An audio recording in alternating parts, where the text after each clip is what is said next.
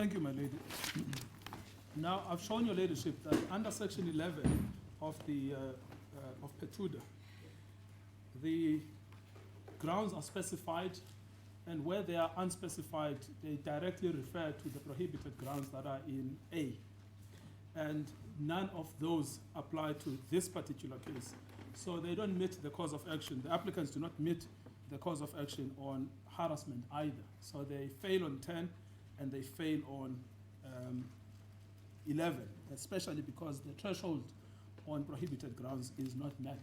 And we've shown your ladyship that the cases where the list has been extended have been cases where the extension either intersects with a prohibited ground or alternatively illustrates a form of historical disadvantage which the Constitution says should now be addressed for equality to be achieved.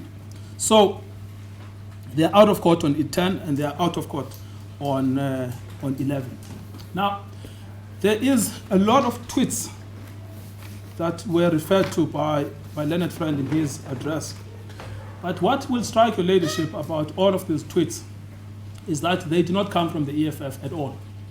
They are made by faceless individuals. The best we can know about them is their Twitter handles. Now, the basic position in delete, which would apply for interdicts, is that everyone is responsible for what they do. I'm responsible for what I do, what I say. The same with a juristic person. It is only responsible for what it does. But your ladyship does not need to go into delete or into the law of voluntary associations like a political party, because your ladyship has the statute. The statute tells you that the liability is imposed by the statute directly on the EFF. And the form of derivative, which is really what this case has ultimately turned out to be, it's a derivative attribution of liability to the EFF for conduct of third parties. There is no legal principle at all that has been cited to your ladyship. What you have been told in order to derive liability are three things. First, you've been told that Sanef tried to meet with Mr. Malema and Mr. Malema refused. Second, you have been told that at some point Mr. Malema retweeted one message and some of the EFF members somehow spoke in ways that can be construed as endorsing the conduct of third parties.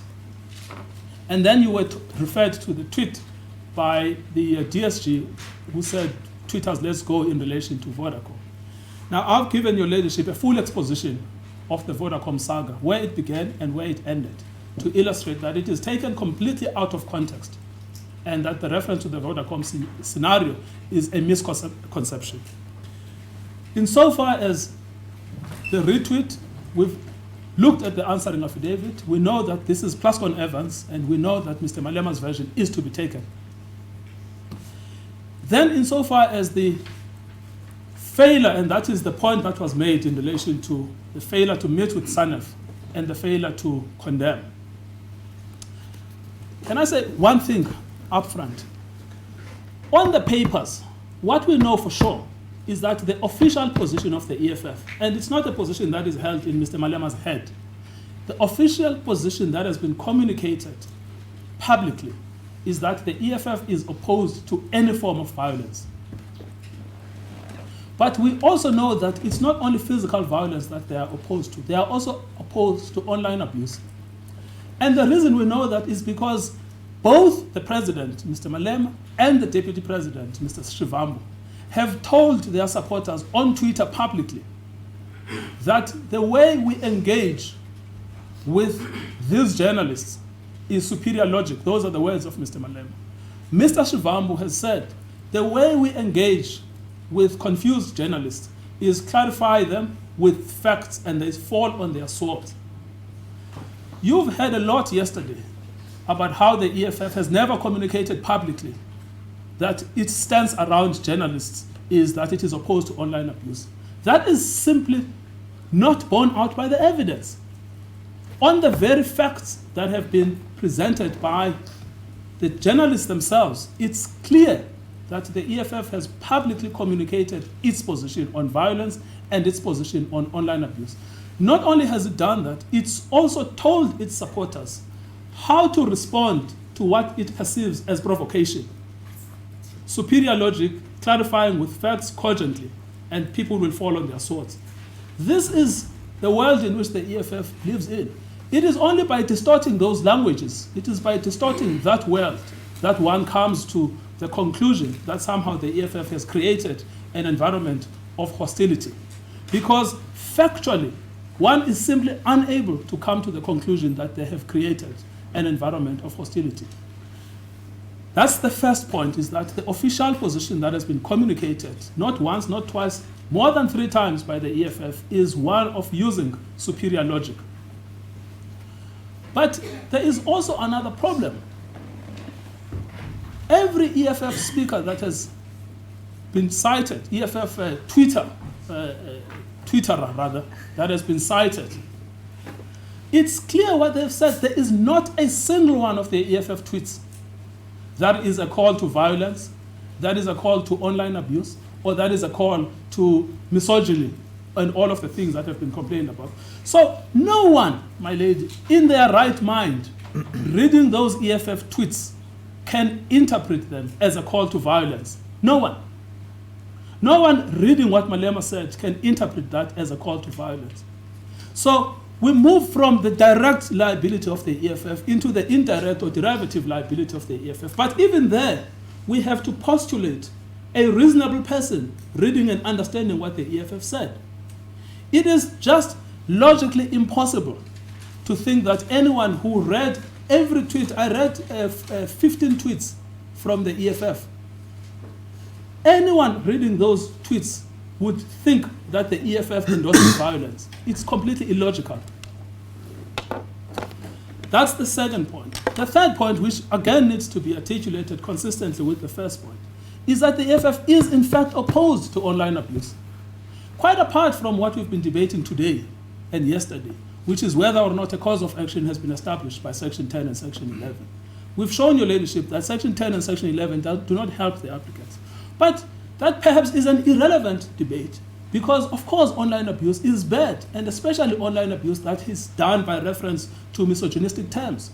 It's wrong to call Ms. Van Wyk the things she was called on Twitter. It's wrong to call Ms. Munsami the things she was called on Twitter. No one promotes that. In fact, the EFF expressly condemns it. But we have had 2 days of an attempt by Sanef to scapegoat the EFF. That too is wrong. The truth of the matter is that it's not difficult to identify a troller, or a troll rather, an online abuser. If Sanef says they cannot identify them, why do they think the EFF can? If Sanef was serious about what it wanted to do, it would have taken all of the names of the Twitterers, all of the names of the people that had abused them, and put them as respondents. It doesn't want to do that because the EFF is an easy punchback. Because we know everyone, because they all have Twitter handles. And it's not as if it is impossible to sue them, because you sue them by reference to their Twitter handle, and there's a court order which is capable of enforcement. They decided not to do that. And your ladyship must ask, you reflect back and say, forget about the legalities that have been debated. What actually is at stake here? Are we not running the risk of just silencing the EFF because perhaps the message is not conducive? Are we not scapegoating the EFF because perhaps the message is not suitable? And so there is the ultimate context to the case, which is a dangerous context. And this is why, actually, on costs, your ladyship should simply order no cost in this thing, because there are just no winners to this. The EFF is fighting against journalists. The people with real political power are sitting happily. I'm saying that your ladyship should simply order no cost in this thing, because there are really no winners here. Whether you dismiss this application, it's a misconceived application on the law, but it serves no broader public purpose at all. To try and silence the EFF serves no one, because this simply avoids where the real political power is. it simply avoids what the EFF was trying to do all along, which is to hold power accountable. The small political party is doing what it can for democracy.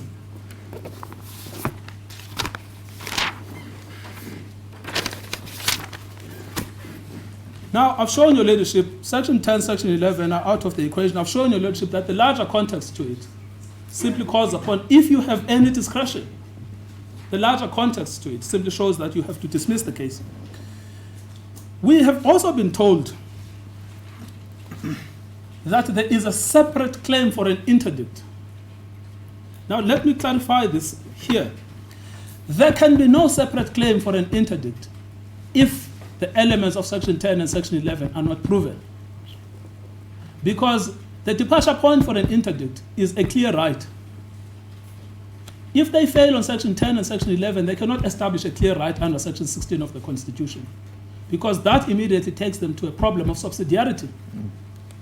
And you are a creature of statute established directly by the Equality Act, and the function of this court is to enforce the Equality Act. And so any attempt at arguing outside the strict parameters of the legislation is misconceived from the onset. And so your leadership does not have to waste your leadership's time. Is that if they are out of 10 and 11, the case ought to be dismissed, period. Then your leadership, you were told that if there is no cause of action under Section 10 and 11, you can wear the hat of the High Court, which it's baffling to say the least, that proposition.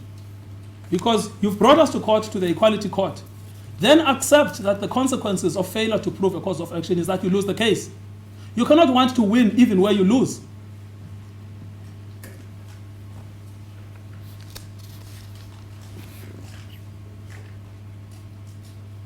I've told your leadership that you have to take into account, this is now the final submission on the merits, you have to take into account the contribution of some of these journalists. They complain about the climate of toxicity. I've shown you that if you apply the lens of the law strictly, 10 and 11, that toxicity, if it exists, Mr. Beggar's term was creation of a hostile or toxic environment. If that climate exists, it's not a climate attributable solely to the EFF. It's a climate also attributable in part to the contributions of some of these journalists. We extrapolated these writings, and we know this because Mr. Passon says in the replying affidavit,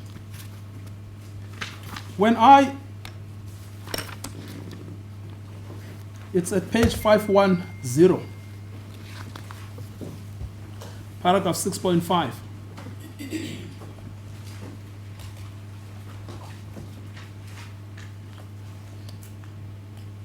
Now, of course, I don't make the submission that he's speaking for every journalist, because someone, for instance, like Ms. Van Wyk, has not expressed opinion, she's just reported about VBS. Says 6.5, Mr. Malema conflates the two forms of journalism, news reporting and opinion. As auditor of News 24, I am also regarded as an opinion maker. I write a weekly column in which I express my views on matters of politics or current affairs. And then he says, in my columns, I am not required to be neutral in the same way I am required to be fair in news reporting. So he expressly accepts that he is entitled to be biased when he is giving an opinion. And one must be reasonable about this. You are the EFF.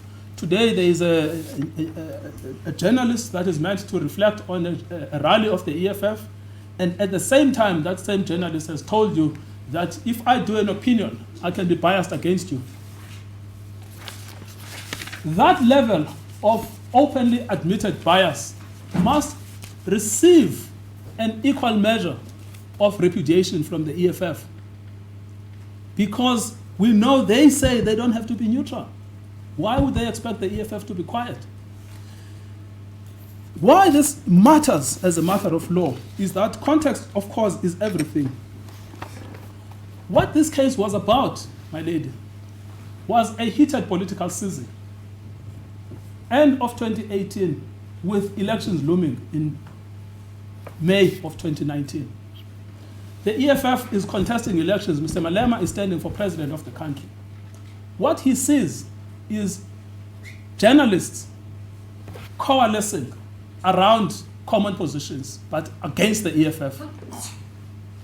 Coalescing around Mr. Goda, around Mr. Ramaphosa, but against the positions of the EFF.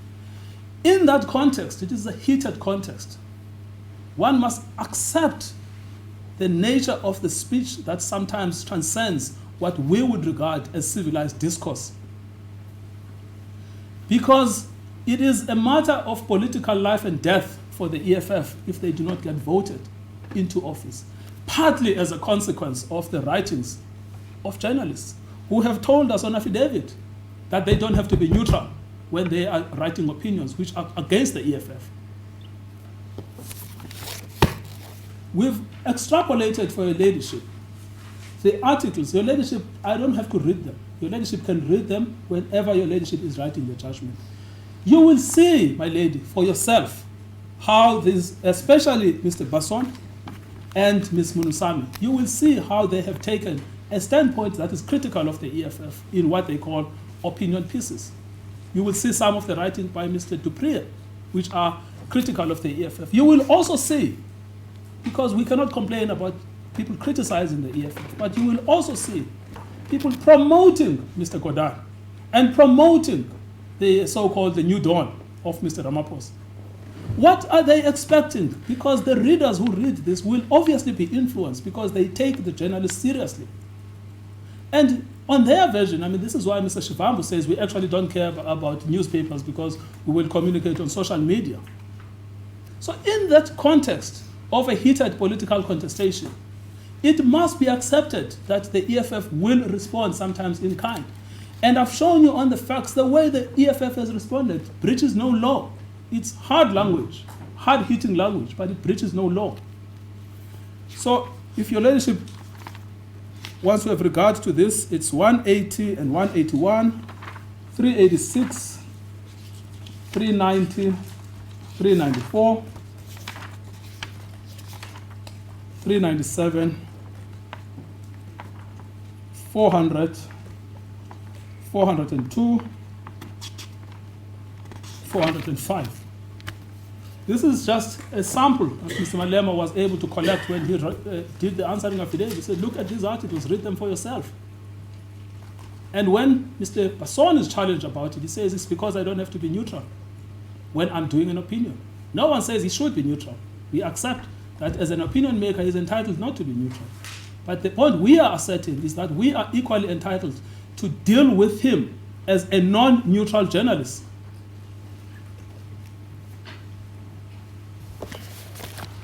So that is the point we make about the contribution of journalists. Not in the atmosphere of hate speech, but in the context of the hard-hitting language that the leaders of the EFF have used. That takes me then to the question of relief. Now, I've shown your leadership that there is no relief that can be granted to the applicants because the only logical thing is to dismiss the application. There is also no basis on which you can wear these two hats because we've been called before the Equality Court, and if there is no case, it must simply be dismissed. And if there is any relief that can be granted, one must have regard to the Karima Brown case, where the judge expressly took into account the contribution of Ms. Brown to the creation of the hostile relationship with the EFF. That she, like the current journalists we are dealing with, had been writing articles critical of the EFF and articles promoting. It's one thing about being critical of the EFF, but it is another to promote Mr. Ramaphosa and another to promote Mr. Godan. And the court in that case specifically took into account her own contribution. But the overall context of the Brown case, the Ms. Brown case, is dealt with in our note for oral argument.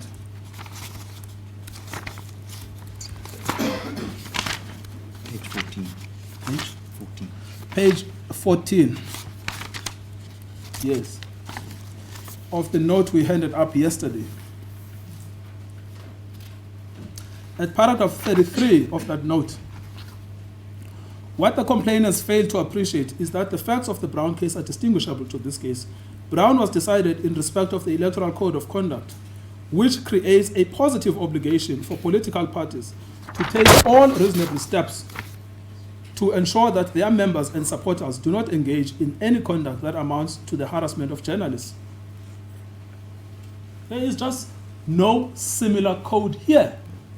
And it's easy to understand why in the Electoral Code such an obligation must exist, because it is about elections.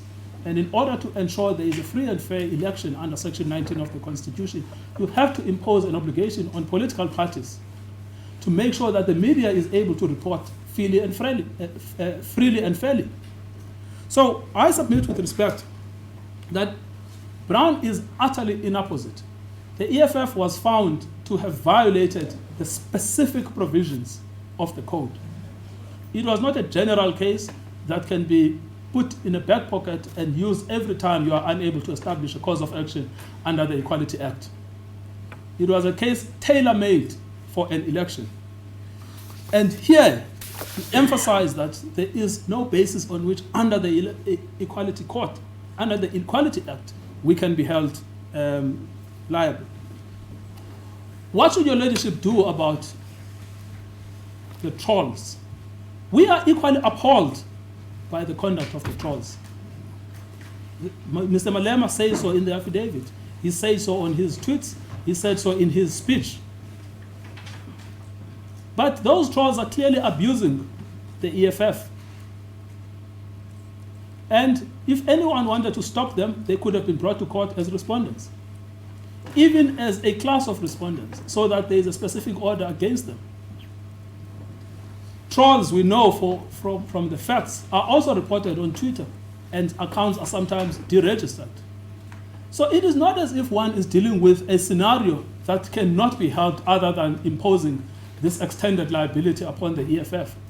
Because as a matter of fact, all of those Twitter handles could have been made respondents in this case, and the order would have been binding and capable of execution against them. But the choice was not to bring them to court. But then one must accept the consequences of that choice. But insofar as the EFF is concerned, it is as appalled at the abuse as the complainants. Its statement with Vodacom was so clear. We also support freedom of expression and the freedom of the media. Mr. Malema's statements were clear. So you only have to ignore the reality to come to the conclusion that we've been urged upon to do here. So we will say that there is absolutely nothing stopping anyone from bringing these trolls to court and getting an order against them, getting them deregistered, getting a specific order against them, even in terms of the Equality Act. They can still be brought to court and an order can be sought against them. But insofar as this is a derivative form of vicarious liability, it simply fails to meet the test. That takes me to costs. I've already made the point clear to your leadership. This type of litigation, there are no winners. I hear what Mr. Berger is saying about punitive costs, etc., but it's truly irrelevant. There's no basis for punitive costs here. Sanef is acting in the public interest. We've shown that they've breached their own constitution by coming to court. But in reality, they are acting in the public interest. Mr. Malema is acting in the public interest. This is an equality court case. And to ask for costs in those situations, I mean, this simply makes no sense at all. And we must also look at the position of both of these parties. Sanef says that it's promoting the interests of journalists. Mr. Malema says that he's promoting the interests of a small opposition party. Now, why would costs be relevant there at all? So it really doesn't matter if you find for us or you find for Sanef. There are no winners in this case. You must simply dismiss the case with no order as to costs. That, of course, doesn't leave these journalists with no recourse, if that is the impression that is left from what I've been telling your leadership. It leaves them with ample recourses. Recourses under the Equality Act, recourses as a straight interdict, and recourses on Twitter, because all of us object to the abuse of journalists through social media. We understand perfectly what they mean. And we are, in fact, on their side, that there should be no criticism, which is unfair, misogynistic, and that sometimes uses female genitalia to describe them. We are as appalled about those as they are. And so the dismissal of this case is simply a reflection that the case is legally misconceived. It is not an endorsement or a support for the continued harassment of journalists. And so your leadership should not feel that there is somehow a moral compulsion to fine for them if they are outside the parameters of the Act, because they have all of these other remedies that they can explore. And of course, if they want to work with the EFF in identifying trolls, etc., well, Mr. Malema is in court. And so, my lady, what really remains of us? Starting route to 7. Someone got lost. What really remains of us is for my learned friend, Mr. Premhid, to move the strikeout application. I've argued the case on the basis that all of the facts are before your leadership and they are part and parcel of the factual matrix. Thank you, my lady. I've read the note for oral agreement insofar as it relates to the amicus curiae. I don't think there's anything you want to add. No, my lady. Look, I shouldn't be unfair to our learned friends for the amicus. We appreciate the work they've done on unearthing the international authorities, and it's helpful to highlight all of those international authorities. I think the case, though, is a little bit narrower than they have. This is a narrow case about Section 10 and Section 11. So your leadership, feel free to have regard to what they have said. They have been helpful to the court. And I know the position of the amicus. I've been one in many cases. So we would say your leadership should feel free to have regard to what they say. But it's ultimately not decisive on the narrow case that is before your leadership. And one thing before you sit down, insofar as the applicant's relief is concerned, I've read that the answering affidavit of Mr. Malema was an apology. Yes. There was an apology in the answering affidavit. Yes, he did. In the answering affidavit, because one of the lead prayed for an apology from the respondents. Yes, no, he did say so. In fact, the issue of the apology, remember that it was also in the Brown case. Mr. Malema says, of course, that insofar as they are offended, because the offense does not have to qualify as hate speech. But of course, it's acceptable that they may be offended. You may be offended by being called Satan, for instance. Yeah, and Mr. Malema apologizes for that. And this is the point we make, is that there is in fact no conflict about the basic premise that journalists must function independently, freely. And that is why it was not difficult to extract an apology from him, that yes, if you are offended because I called you Satan, I apologize. Thank you, sir. Thank you, madam.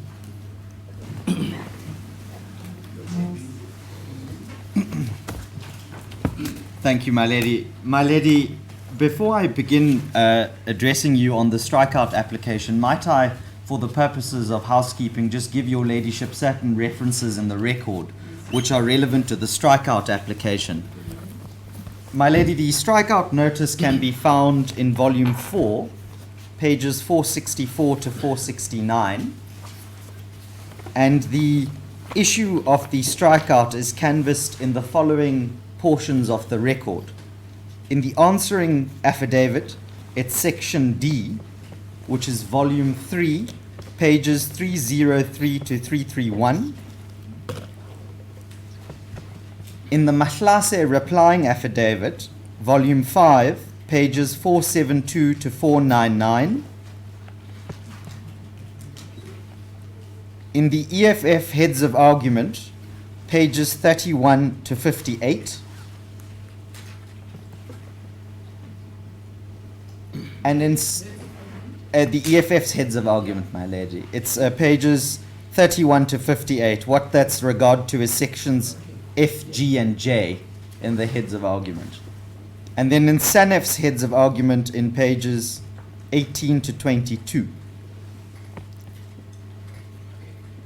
My lady, before I address you, I just want to make one side note about the relevant portions of the record. My learned friend, Mr. Ngcukaitobi, has already addressed you about the individual complainants and their failure to have authorized Ms. Mahlase to properly litigate on their behalf.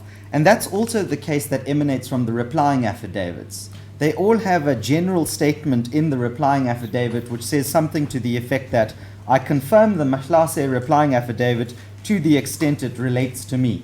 Nothing about the opposition then to the strikeout application as properly filed before the court. So to the extent that it's necessary, the starting point for me is actually rather simple, and to say to your ladyship that as so far as the individuals are concerned, the strikeout application is unopposed. But be that as it may, and with a certain amount of generosity to my learned friends, I'm going to address you as though it were opposed. So my learned friend Mr. Ngcukaitobi has addressed your ladyship on what the true liability is insofar as the respondents in this case is concerned. And that's also the starting point of the prejudice suffered by the EFF in these proceedings. Because if the complainants had proper regard to the meaning and the express terms of sections 10 and 11 of the Equality Act, then the papers would not have been as extensive as they are, and they would not have been littered with what I will submit to your ladyship in due course as entirely irrelevant considerations for your ladyship. The 15 tweets read out to you by my learned friend identify what the scope of the dispute is between the parties. And it would have been very easy for the file to have been much thinner before your ladyship had Sanef exercised some restraint, as well as the individual complainants exercised some restraint in coming to this court. Now, I know in the answering affidavit the point is made to say that this is done spuriously, and that's the further leg of the prejudice. The reason that it's done is so that when my learned friend Mr. Berger is able to stand up in front of you, he's able to reference irrelevant tweets that create an impression in your ladyship's mind. Whose phone is that? Definitely not mine, my lady. You better hope. Switch off your phone. You may proceed. Thank you, my lady. The point I'm making is that those tweets are included so that when submissions are being made to your ladyship, some of the most abhorrent things that appear from those annexures, but which, as Mr. Ngcukaitobi has demonstrated to your ladyship, have absolutely nothing to do with the position of our clients in these proceedings, is utilized to create a different kind of hostile environment. And it's used to create an environment in this court as though the EFF stands by all of those statements and endorses them, when nothing could be further from the truth. So right at the very outset to your ladyship, the point is this, is that if my learned friend Mr. Ngcukaitobi is correct as to what the dispute before your ladyship actually is, then ipso facto all of the things that are identified in the replying in the strikeout notice must fall as being irrelevant, and for the reasons of prejudice that I've addressed to your ladyship. But insofar as that might not be the case, I'll nonetheless demonstrate to your ladyship why the strikeout application is good. So my lady, the complainants advance two general grounds to your ladyship, and they say that this is the basis upon which your ladyship should refuse the strikeout application. In the first instance, they say to your ladyship that the Equality Court as such is not empowered to entertain a strikeout application. And I'll address that in a moment. And secondly, to the extent that your ladyship might be entitled to hear a strikeout application, they say to your ladyship, well, it's important nonetheless because it's important for the context of you to understand what's really the dispute in these proceedings. So my lady, if I may turn to the first issue as such, which is this argument that's developed before your ladyship in Sanef's heads of argument at page 19, paragraphs 50 and 51. And that's this idea that there are four legs to this argument, and I'll deal with them one by one. The first leg to Sanef's argument on the score is that in terms of section 6, in terms of section 4, subsection 1 of the Act, these cases take the form of an inquiry, and then they go on to say, relying on paragraph 6 in the Koilane judgment, that a strikeout is not good because these cases must be processed expeditiously and informally. And they go on to emphasize this point about the Equality Court does not have the traditional and restrictive red tape in these matters. And so it's a kind of argument to say that, well, the EFF's strikeout application is misplaced because it's overly technical and that has no place in this court. But they're mistaken, my lady, for two different reasons. The first reason is in respect of what Section 4.1 and of the Equality Act and the Kwelane judgment themselves refer to. They're not dealing with the tests that your ladyship must apply in application proceedings before your ladyship. They deal with the deviation of the rules of this court insofar as the expeditious enrollment of matters are concerned, and insofar as case management issues may be needed to be determined in a more expeditious manner that falls outside the uniform rules of court. So right at the very beginning, we say to your ladyship that they're just simply mistaken. Section 4.1 does not create a special species of inquiries that's going to be heard in the Equality Court that then disregards all the rules of evidence. As an aside, they contradict themselves because they ask your ladyship to have regard to the Plascon-Evans rule and how your ladyship must resolve issues on affidavits. But your ladyship can't do that in circumstances where the other party in the proceeding says to you, hold on, before you resolve these conflicts, there's irrelevant matter on the papers and you must strike it out. So at the outset, we say they're in some difficulty. The next argument that's developed, my lady, is this extraordinary submission that Section 19 of the Equality Act somehow and in some way limits your ladyship's remit to only the matters contained therein. And this argument is developed in our learned friends' heads of argument at pages 19, paragraph 49, and again at page 21, paragraph 56. And the high watermark of their case, and I'm reading directly from their heads of argument. Well, before I do that, let me say that Section 19 pertains to rules and court proceedings, not inquiries. So to the extent that there's the separate species of inquiry that's developed, that's clearly without merit on the clear terms of Section 19, which they then rely on. But the high watermark of their case is they say this: we submit in any event that Section 19 of the Act does not in any event make provision for applications to strike out. But, my lady, that is completely without merit. Because if your ladyship goes to the authorities bundle of the EFF, and if your ladyship goes to Section 19, which appears on page 72, a very basic exercise in interpretation tells your ladyship something completely different. Because the section says this. The section says, except as is otherwise provided for in this Act, the provisions of, and then it lists the Magistrates Court Act, the Supreme Court Act, and most importantly, and the rules made thereunder, as well as the rules made under the Rules Board for Courts of Law Act, apply with the necessary changes required by the context of Equality Court, and insofar as these specific provisions listed in Section 19 may determine. So to the extent that the argument is made to your ladyship quite extraordinarily, that somehow Section 19 carves out the ability for us as the EFF to rely on 615 as a rule of court to strike out, is without merit. The terms of the Equality Act itself tell you differently.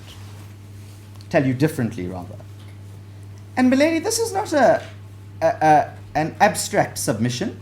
Equality courts do this kind of thing all the time. And I'm going to refer your ladyship to two reported judgments of this division, where other judges have had regard to the uniform rules of court in the context of equality court proceedings. I apologize to your ladyship that we don't have copies of this, but for your ladyship to have the judgment is not important. It's for your ladyship to have the reference. The first one is AS versus Neotel, Pty Limited, 2019 Volume 1, SA 622 GJ. And that's a decision of your brother, His Lordship, Mr. Justice Spill. That case, milady, the judgment that I've referred to, was in the context of a special plea that was raised by the defendants in that matter, Bignierta. So as an aside, let me just make this remark. Special pleas are not regulated in terms of the Equality Act, but clearly here a special plea had been raised, and His Lordship Mr. Justice Spilg saw no objection to being able to engage in the matter as it is. And what was that decision? That decision was a preliminary decision of the court in respect of jurisdiction. And what did the court say at paragraph 13.4 of the order? It said this: if the court has jurisdiction over any of the claims brought in the Equality Court, and then at paragraph 13.4 of that order, if the parties cannot agree how to use the uniform rules of court in pursuance of the purposes of the Equality Act, they will approach Judge Spilg in chambers for directions, who will direct the parties on bringing interlocutory applications where necessary.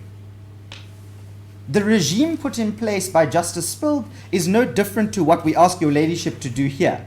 The only difference is that we're allocated and we're running the strikeout application, which is ordinarily an interlocutory application, together with the merits, in order that the matter may be judiciously managed and heard together. But if His Lordship Justice Spilg doesn't see any difficulty with further regulating interlocutory applications that may be brought in terms of the uniform rules of court, clearly the submission made to you by our learned friends in respect of section 19 is mistaken. But then let's go to the other judgment that they rely on. That's the one of Manong.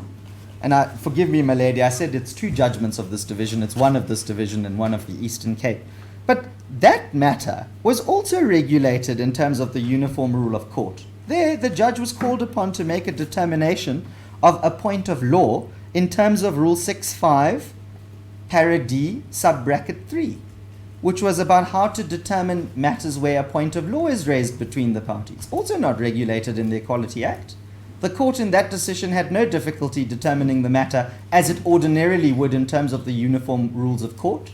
So yet again, the submission that somehow strikeout applications are not applicable in these proceedings is wrong. And I can't be more generous than that. It's just actually wrong. And what's the final nail in the coffin insofar as this submission is concerned? Is that section 19 creates a further carve-out in terms of the ordinary rules of court in respect of section 30 of the Act. That may be found at pages 77 and 78 of the EFF's bundle. I tried to have a cursory count this morning of how many exceptions it creates, and it creates something like 14 or 15 or maybe even more exceptions. It goes up to paragraph X, which I think is 23. It's the 23rd letter in the alphabet. It creates 23 exceptions in respect of which the Minister of Justice may pass regulations which deviate from the ordinary rules of court and determine matters contained in that list. Your ladyship can have a look at that list when your ladyship is determining the strikeout. Your ladyship will see not one thing insofar as this court's substantive jurisdiction is concerned in the determination of evidence. And indeed, to the extent that our learned friends suggest that beyond what is already expressly said in the Act, there's some sort of implicit term which limits your ladyship's jurisdiction, that's also mistaken. This court, sitting as the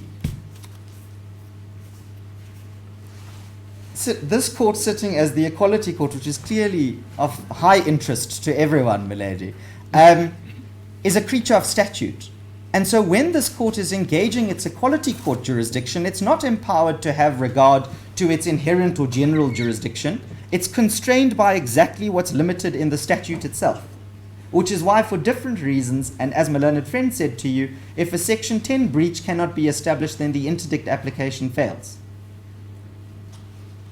So, my lady, on that, on a generous extension of their argument, we know that is also incorrect. Now, I've already briefly touched on Plascon Evans as relied on by my learned friends, and that was at para 45, page 18 of their heads of argument. And what they say is that the respondents put up no positive facts. The respondents don't say much, and so you must determine this on the ordinary course in respect of Plascon Evans, and the conclusion your ladyship must reach is that it must all be determined on their version.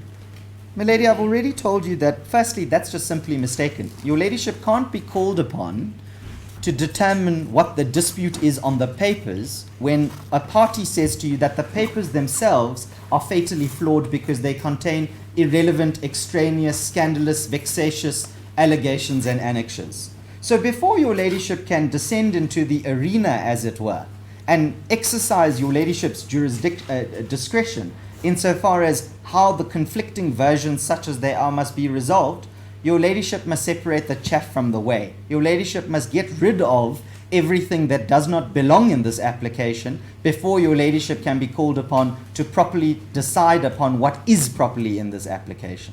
So that's why the strikeout application needs to succeed. And it's an argument which is not addressed. But then, my lady, there's also this fascinating and, to be quite honest, surprising argument that is made. Because in respect of the Munsami affidavit in particular, which is the one that the respondents were criticized about for wanting to refer to oral evidence, Miss Munsami affidavit. Thank you, lady. The Miss Munsami affidavit is concerned. We're told by our learned friends that, you know, if this material is referred to oral evidence, it's not going to take the matter much further. I'll read out for your ladyship in a little while what my learned friend Mr. Berger actually said. But the point is he says that, you know, this is all in the mix and it's not really important. But the point is this: the request to oral evidence was conditional upon your ladyship not granting the strikeout application. The reason the request for oral evidence is then made if the strikeout application is not successful is because the EFF says to you in Mr. Malema's affidavit, I have no knowledge of the allegations that are made. A referral to oral evidence may put me in greater light as to what exactly Ms. Munsami is talking about, and in consequence I may be able to respond thereto. But as the pleadings presently stand, it's evident that that's no good, and that's not good enough. We can't be criticized, on one hand, for bringing the strikeout application when we say we don't know what this is about, and then on the other hand where we say, okay, if we're not allowed to bring the strikeout application or the strikeout application is dismissed, then we want to go to oral evidence because we need to understand what this is all about. We're still criticized. The applicants can't have it, or rather the complainants can't have it both ways, and they certainly can't try to steal a march on the respondents insofar as its reliance on the procedures that are available to it to protect itself. That's not a question of form, that's a question of substance.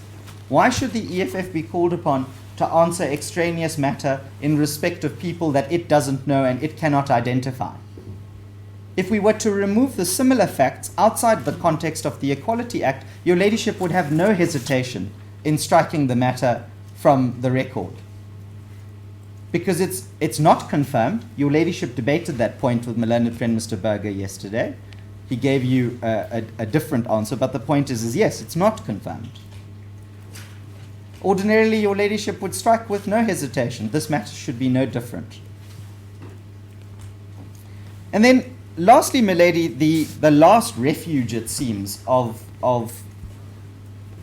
the complainants on this notion that strikeout applications are not allowed is they sort of say, well, if they are allowed, in the alternative, your ladyship has a discretion to allow all of this matter in, and they reference three authorities in their heads of argument.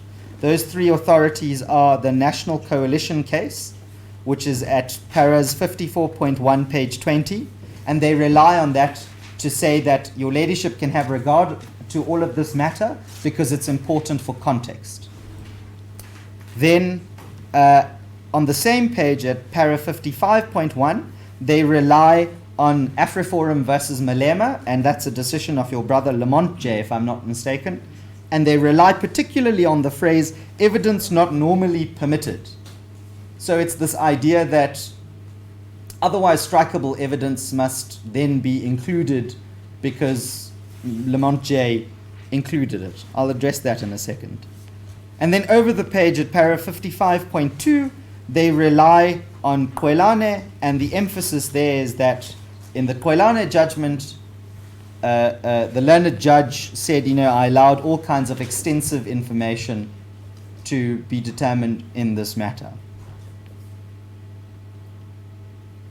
But, milady, all of the reliance on those three cases is wrong.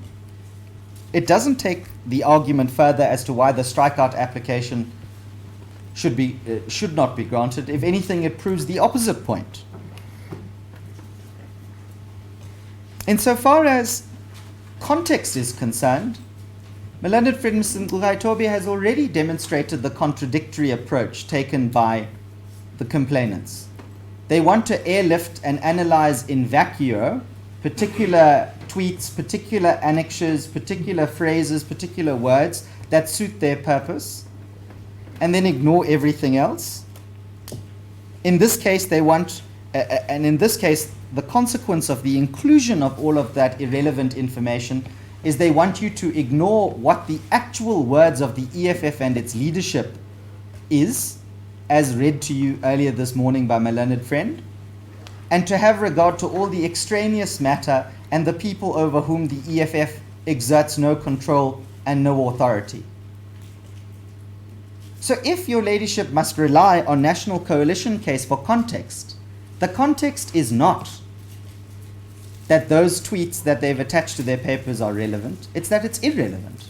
Because the case that the EFF is being called to answer is squarely as against it, not as against third parties. And so when your ladyship has to determine what the proper context is, your ladyship does that by disregarding and striking out all of that spuriously included information. Because otherwise your ladyship then gets drawn into debates about things like vicarious liability or strict liability, as we've canvassed in the supplementary note, which is not what your ladyship is called upon to do here in an equality court proceeding. So on that score, they're out. Then let's look at what they say in respect of the AfriForum case. With respect to Lamont J in that case, they've attempted to elevate Justice Lamont's decision, highly fact-specific decision in a particular context, exercising his discretion as the presiding judge in that case, to a broad principle. That's not true. We know that judges are given a discretion and they respond to the same legal principle differently.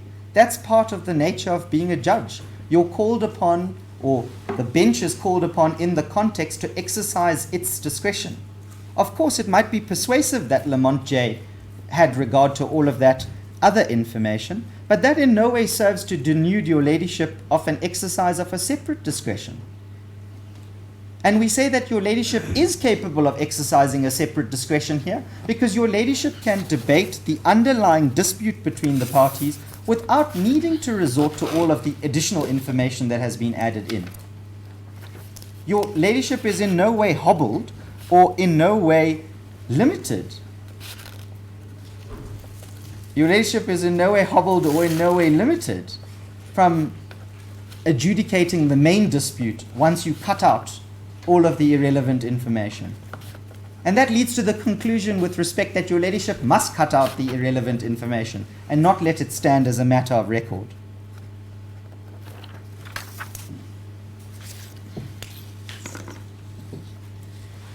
My lady, what the failure to strike out that irrelevant information will mean is that on the express terms of the case as pleaded by the complainant themselves, they failed to establish a cause of action. And why they perhaps want all of that irrelevant information in there is as a residual position, It's a vanguard position that they can attempt and motivate before your ladyship and say, all right, if we as the complainants didn't succeed, well, you can have regard to all of this irrelevant information, and the irrelevant information makes out the cause of action and makes the case for us.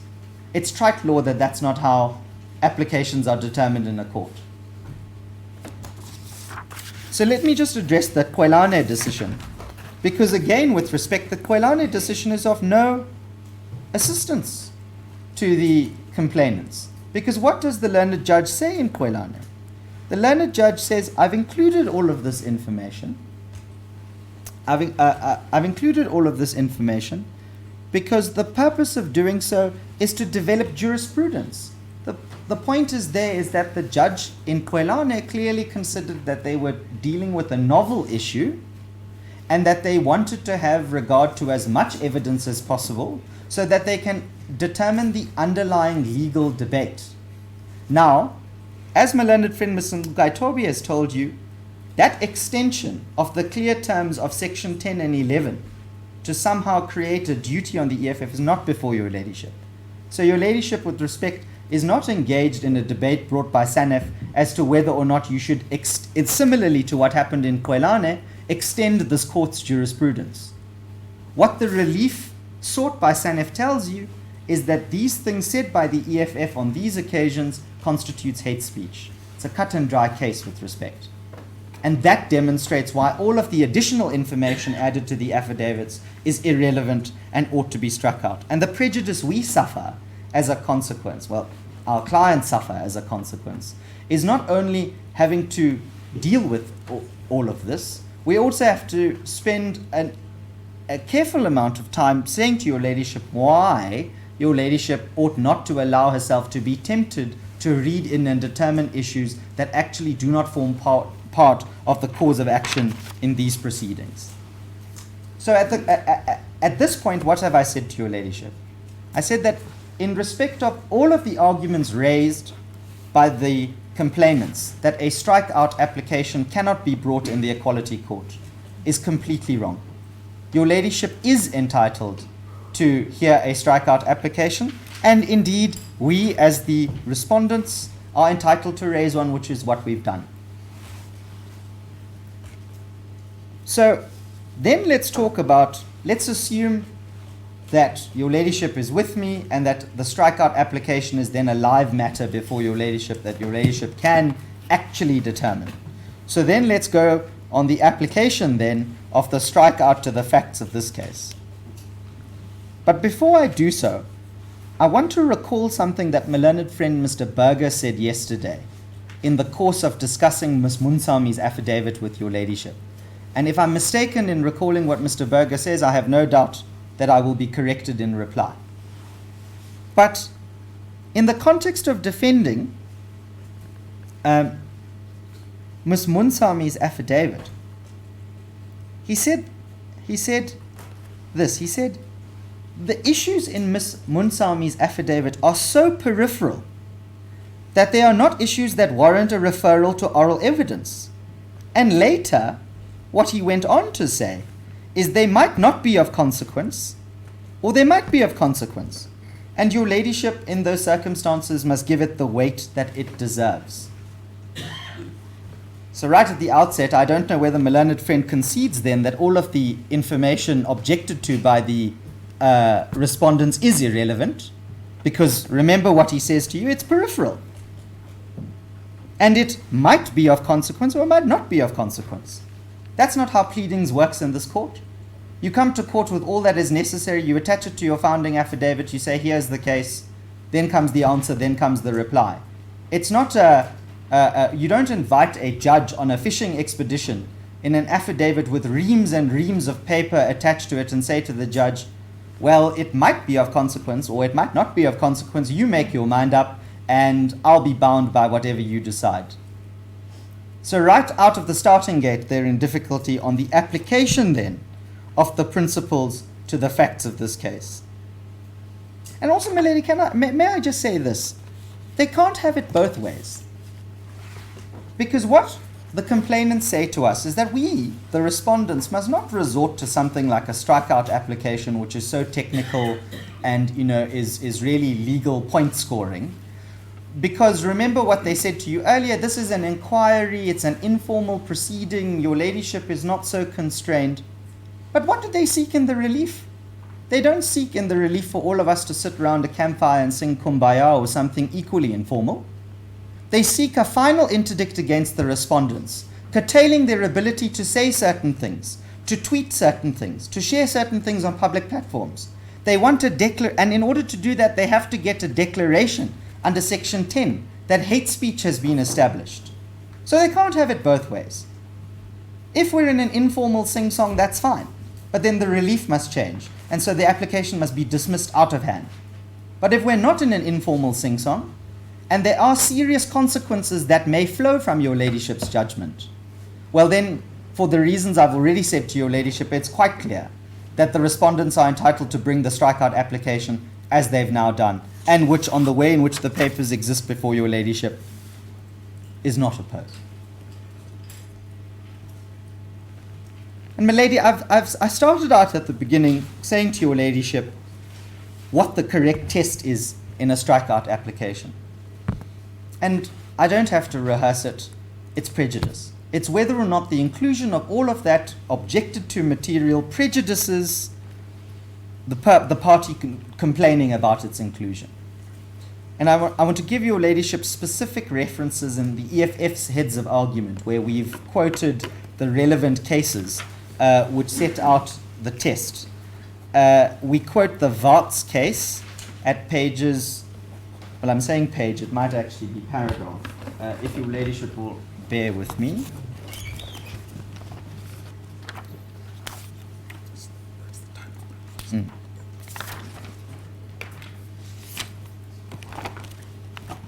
No, it is pages, it's not paragraphs. So at pages 53 and 54, we discussed the Varts case, which is the leading authority on the definition of irrelevant, vexatious matter. And we then give you, at page 56, we give you an extract from Swissborough, and then at pages 56 and 57, we give you the reference to Glenister. So in the first place, the point to be made to your ladyship is the type of prejudice that the respondents suffer in these circumstances is trial prejudice.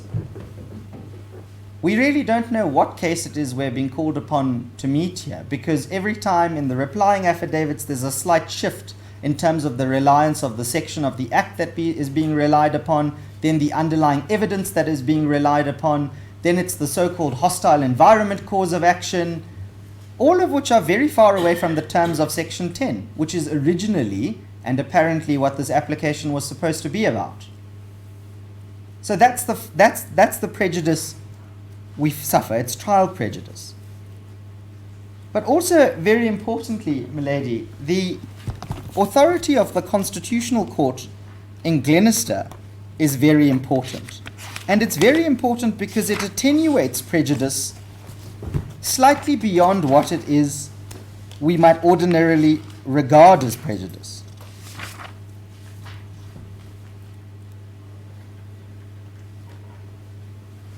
Sorry, Malay, I'm at page 56, para 196 of our heads. It's from Varts, not Glenister. But it's the bold portion of the quoted part of the paragraph. If a party is required to deal with scandalous or irrelevant matter, the main issue could be sidetracked. Well, we've demonstrated to your ladyship how that is the case. But if such matter is left unanswered, the innocent party may well be defamed. The retention of such matter would therefore be prejudicial to the innocent party.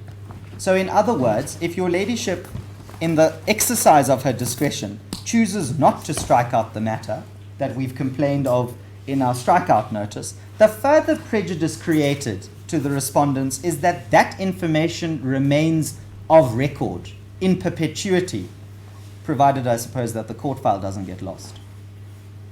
And the prejudice that is suffered by the respondents in those circumstances is that it looks to the world outside and the world at large as though your ladyship has laid her hand upon all of that irrelevant information and said it's fine. You can litigate like this, but also all of the content in there is acceptable in the context of this debate, in the context of this case. And surely that is not correct. Then, of course, there's the practical prejudice. And the practical prejudice is that apart from having to deal with hundreds of pages that are totally unnecessary, apart from having to bring a strikeout application and to detain the court perhaps longer than is needed, the fact of the matter is that, the matter itself is conducted under a cloud, and that's not appropriate either. My learned friend Mr. Berger, in submissions to your ladyship yesterday, went so far as saying something along these lines. He said, "I'm not making emotional submissions to your ladyship. I'm making objective submissions that are borne out by the papers." Well, my learned friend would not have to make such a qualification if all of the highly emotive and unnecessary material were included in the papers in the first place. And who did that? My learned friend's clients did that. So, to that extent, that's a further prejudice that the parties are faced with, or that the respondents are faced with, and would justify it being struck out. And the consequence of the strikeout application, milady, cannot be undermined, or undervalued, or underappreciated. Because the moment your ladyship draws a line through all of those matters, the moment your ladyship says, none of that has proper context in these proceedings, well, then we know what happens to the cause of action. Because then, with respect, Sanef is at 6s and 7s as to what it is they're actually asking from your ladyship and what they're relying upon and what cause of action it is that they've brought here. It's entire sections of affidavits. It's entire affidavits. It's quite literally tens upon tens of annexures, all of which do nothing further to this matter, do nothing insofar as allowing your ladyship to properly exercise her discretion, and so in consequence deserve to be struck out as your ladyship would strike out matters in any other kind of case that your ladyship were called upon to adjudicate. That it may be an equality court matter, that it might have highly emotive underlying subject matters, irrelevant. The rules of court are incorporated into this matter. The strikeout application is before your ladyship, and your ladyship must strike out. And respectfully, it's as simple as that. Unless there's anything else from your ladyship, those are our submissions in that regard.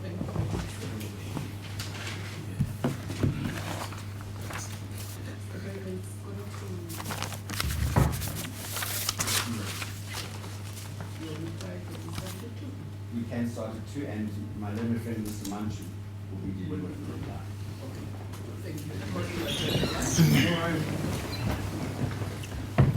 So that if we have anything else that Julius wants to raise, we can just